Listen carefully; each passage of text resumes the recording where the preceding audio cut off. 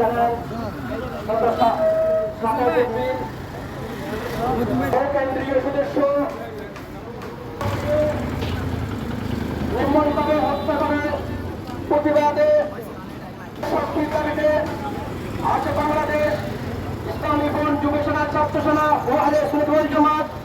চন্দনাইশ উপজেলা পরিষদের যৌথ উদ্যোগে আজকের এই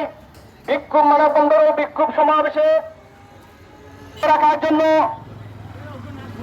আহ্বান জানাচ্ছি চন্দনাইশ উপজেলা পরিষদের সাবেক চেয়ারম্যান বাংলাদেশ ইসলামী ফ্রন্ট কেন্দ্রীয়